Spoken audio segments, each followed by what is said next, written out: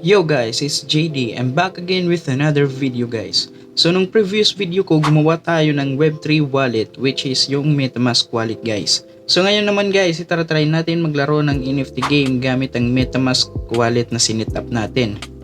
So guys, before tayo mag-umpisa, kung gusto niyo subaybayan ang mga ganitong klaseng content, just click the subscribe button and hit that notification bell para maging updated ka sa mga future videos natin. At disclaimer lang guys, lahat ng itatalakay natin about crypto at NFTs ay informational purposes lamang.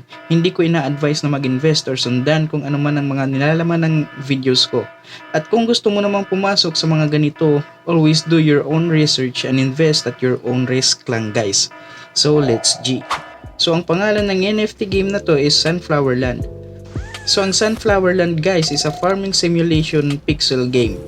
So ang concept ng game is to farm crops, gather resources, cook food, raise animals, craft items, evolve character, and land expansion. So Sunflower Land. Build your farm, discover rare NFTs, join the world's biggest Web3 farming economy. By the way guys, ang game na to ay based on Polygon mainnet. Mamaya guys, iisa-isahin natin paano mag-create ng account dito guys. So ito nga guys, supported sila ng Polygon, Crypto.com, OKX Wallet, Coindesk, and Bloomberg guys. Pwede rin kayo mag-join sa kanilang Discord guys para sa mga updates ng game. Marami ding Pinoy na users doon, so pwede tayo makipag-interact sa kanila about sa game. Meron din silang Twitter guys, so you can check out. At bumisita din kayo sa kanilang white paper ng game. Nandun lahat ng information about sa game, so you can check out din before nyo subukan yung game. Ilalagay ko lahat ang link sa description guys. So para magsimula tayo guys, kakailanganin natin ng Web3 wallet. So ang gagamitin natin ay MetaMask. So para sa mga wala pang MetaMask, pwede nyo i-check yung previous video ko about sa setup ng account or i-click na lang ito guys, or pwede rin sa description box. So ang unang gagawin natin is mag-add muna tayo ng Polygon network guys. Okay, add network. Click natin Polygon mainnet. Add network. Approve. Okay, switch network. So yan guys, Matic. Matic guys ang gagamitin natin sa pag-transact sa game guys. So proceed muna tayo sa next step. So na-set up na natin ang wallet natin. Sa susunod naman guys, i-click natin yung browser. So ang link ng game guys, ilalagay ko na lang din sa comment section para mahanap nyo na kaagad. By the way, ang kanilang game ay wala pang app. Sa browser pa lang siya guys. So dito guys, makikita natin maraming wallets ang pwede natin gamitin sa pag-connect guys. Pero dito tayo sa MetaMask. Connect natin guys. Sign lang natin. My God. Maintenance pa. Try natin mamaya guys. So ito na guys. How'd you dare, pumpkins?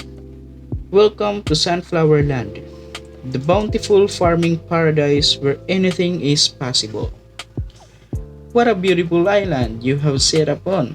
I'm Pumpkin Pete, your neighborhood farmer. Blah blah blah blah blah. To get started, you will want to chop down those trees and grow your island. So ikat natin. So dito na magsisimula yung farming mo. Meron kang nakukuhang resources. Ayun, woods. And then expand your land. Greetings, budding farmer. I am Grumbly, a seasoned goblin builders. Okay? With the right materials and my ancient crafting skills, we can turn your island into a masterpiece. Okay? Expand natin guys. At yun guys, click natin para i-reveal kung ano ang nakuha natin sa expansion. So meron tayong nakuhang 2 trees, 8 na plots, isang iron rock, and isang rock. Congratulations Bumpkin! Your farm is growing faster than a beanstalk in a rainstorm. Okay. So kada expand natin, makakakuha daw tayo ng mga stuff like trees, plots, rocks, and etc. Keep an eye out for surprise gifts. from the generous goblins as you explore. They're not just expert builders, but crafty secret givers. Meron tayong nakuhang chest, click natin.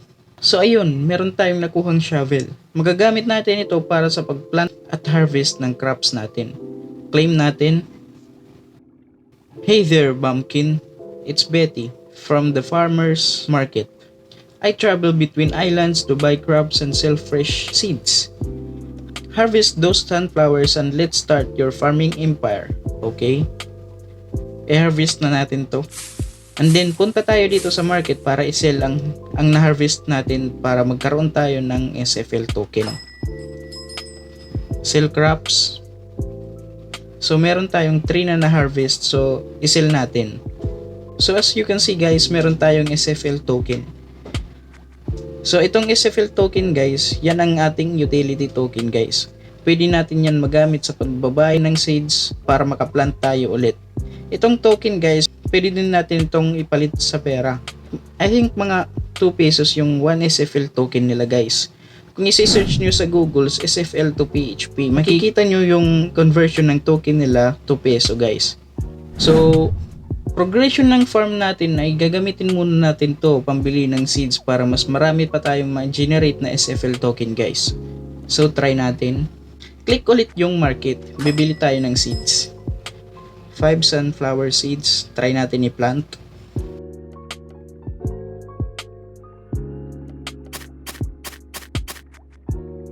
Harvest natin guys.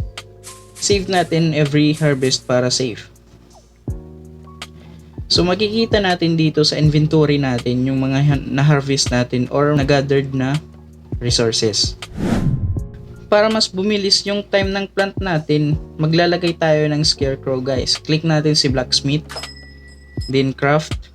May requirement siya na 2 woods, so meron na tayo niyan. Pwede na natin mag-craft yung scarecrow. Okay, got it. Ilagay natin dito. Check natin. 15 seconds lang siya guys. Okay, bili tayo ulit. Yan lang guys, basic lang yung game nila. Progress lang para lumago yung farm mo.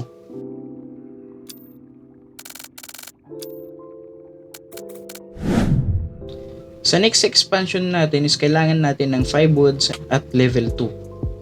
Explore lang guys.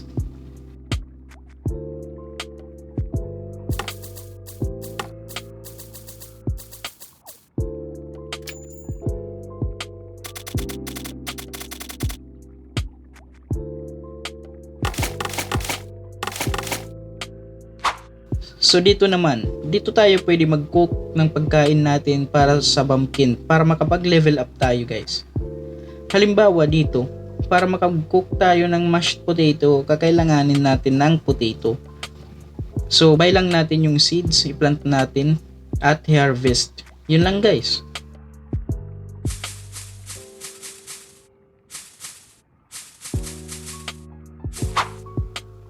Kapag ganito naman guys, ibig sabihin may reward yan na seeds.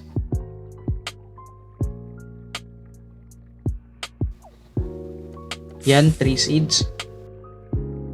Yan, 2 seeds. Try natin bumili ng potato.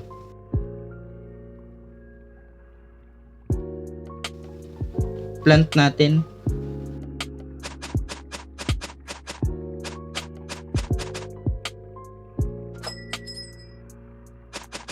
4 minutes naman ang time interval ng potato guys.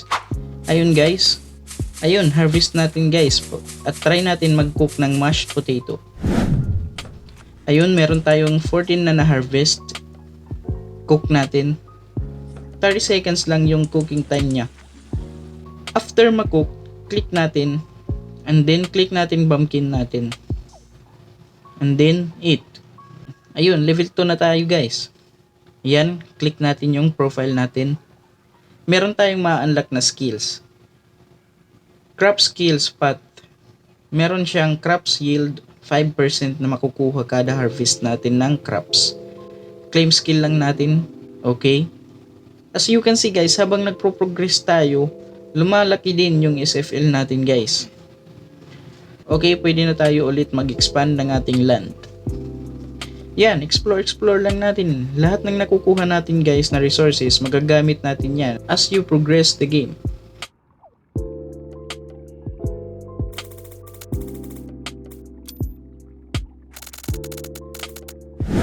Kapag ganito naman guys, hindi pa natin magagamit yung plot. So kailangan natin ng well. Sa pag-build ng well naman guys, punta lang kayo sa blacksmith. Build tayo ulit ng well. So kailangan natin ng 5 woods, 5 rocks, 1 SFL para makabuild ng well. Yan guys, gather lang kayo ng resources para tuloy-tuloy lang ang progress ng iyong land. Kung sakali naman guys, maubusan kayo ng stock ng seeds or maubusan kayo ng stock lahat, may makikita kayong parang ticket na ang tawag ay black box. May makikita kayong restock dito, i-click nyo lang yan. Kung maubusan naman kayo ng black box guys, i-click nyo lang to. Diyan kayo pwede bumili guys gamit ang matic nyo. Yun, level 3 na tayo guys. Guys, sa level 3 naman, pwede na tayong makatravel sa ibang lugar dito. Itong globe na to, click natin. Magkakaroon tayo ng part 2 dito guys. I-explore natin to, stay tuned lang tayo guys. Sa last part naman guys ng video ito, ipapakita ko kung saan tayo pwede mag-withdraw. Punta lang tayo sa Goblin Retreat. Kailangan natin ng $4.99 para makapasok sa pag-withdraw guys. Itong $4.99 guys, para ito sa Gold Pass. Kapag magkaroon ka ng Gold Pass, unlimited mo na yan magagamit. Pwede ka na makapasok sa Goblin Retreat. At doon mo pwede i-trade, i-withdraw, pwede ka doon mag-deposit, yun. Sa part 2 naman guys, pagpapatuloy natin about yung pag-travel sa iba't ibang lugar doon. At marami pang ways of earnings doon sa iba't ibang lugar.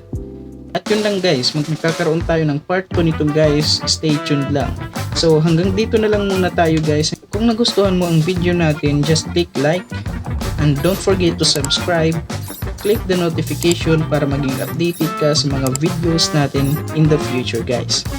Thanks for watching guys. Once again, this is JD. Let's grind.